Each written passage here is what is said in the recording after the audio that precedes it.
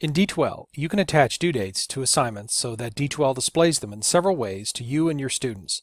This requires no more effort than typing in due dates, but it helps students keep track of deadlines in several ways. In this video, I show how to install due dates on several course material examples, as well as point out a few helpful things to know about due dates. In D2L, due dates can be applied to any item in content, discussions, Dropboxes, or quizzes. Once a professor attaches a due date to something, it is visible to students in several places. The most prominent are directly under the item's name in the content area, in the Dropbox area to the right of the Dropbox name,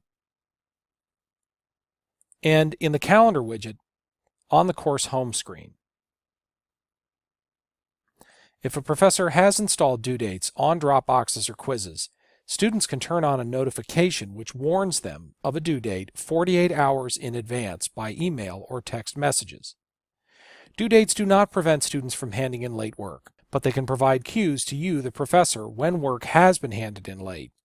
If you wish to prevent students from uploading files to a Dropbox or taking a quiz past a certain date or time, you should use end dates instead. A common use of due dates is with Dropboxes, which collect assignments as files from students. I have a Dropbox installed in this content module. To add a due date, I simply click Bulk Edit toward the top of the module screen, and then under the Dropbox, Add Dates and Restrictions. Under the Due Date heading, I click Add Due Date.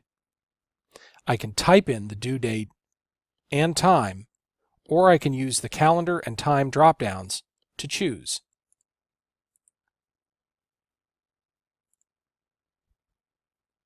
After that, I click the blue Update button below to install the due date.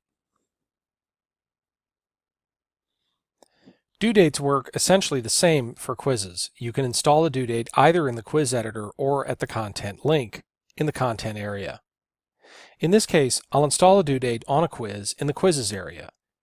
I click the drop-down caret next to the quiz name and choose Edit. Under the Restrictions tab, I'll find Due Date. Check the box to activate the feature, and again, I'll use the drop-downs to choose the suitable date and time. Then I click Save and Close at the bottom of the screen. As with a Dropbox, a due date does not prevent a student from taking the quiz, but will notify students of the quiz's due date and mark a student quiz submission that's past that date and time. If you wish to add or edit a due date on the content topic that has a start, end, or due date already, the process can be a little confusing. Even before I click Bulk Edit, I can see there's a start date and some release conditions. If I click Bulk Edit, I'll see the same thing, but I don't see any obvious way to enter a due date. However, if I hover over this area, I see a gray bar indicating that if I left-click it, these are now editable. In this case, I want to add a due date.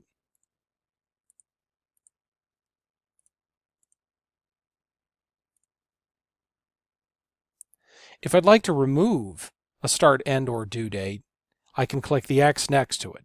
In this case, I'd like to remove this start date, so I'll click on it, and then I'll click the X just to the right of it. I'll click Update, and the changes are made. There are some limitations on due dates for discussions.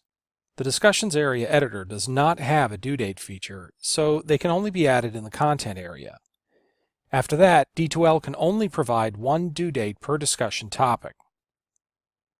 To add a due date to a discussion topic in the content area, I'll click on the title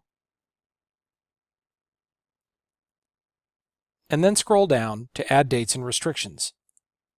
I'll click on that, and then I would add a due date as before.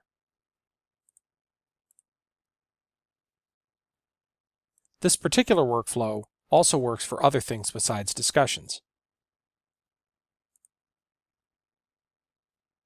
So this discussion has one due date. It's a common practice for professors to ask students to each create a thread with an initial post at midweek and then post one or more replies to other students' threads at the end of a week. But the professor cannot set due dates using D2L's due date tools for both the initial post and the replies. So for discussions, you may need to provide some deadlines within your text instructions to students.